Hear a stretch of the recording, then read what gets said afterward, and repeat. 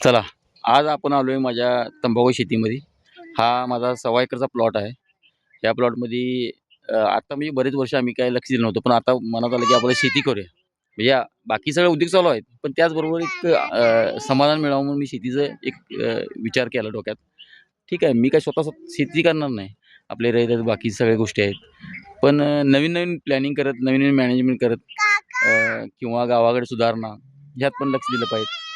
आपली गावाकडची शेती व्यवस्थित राखणे हे फार महत्त्वाचं आहे.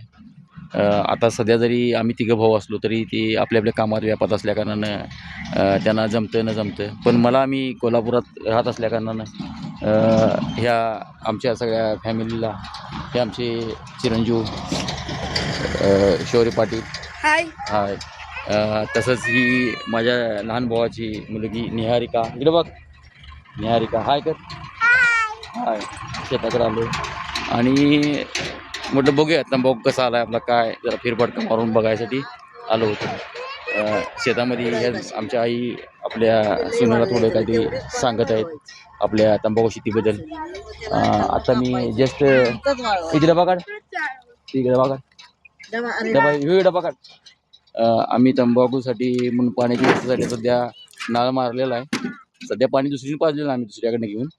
पण आता याला मोटर बसून आम्ही बाकी पर्यायी काय जे काय प्लॅन असतील त्याविषयी विचार करणार आणि तसंच आता बघूया काय कसं कसं काय काय नियोजन.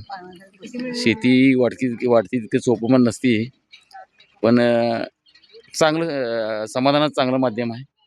तसंच आपल्या रानात काम केल्यानं एक उत्साह राहतो आणि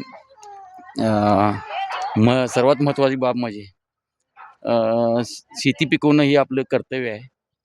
त्यामुळं मी इकडं जरा लक्ष द्यायचं ठरवलेलं आहे. धन्यवाद.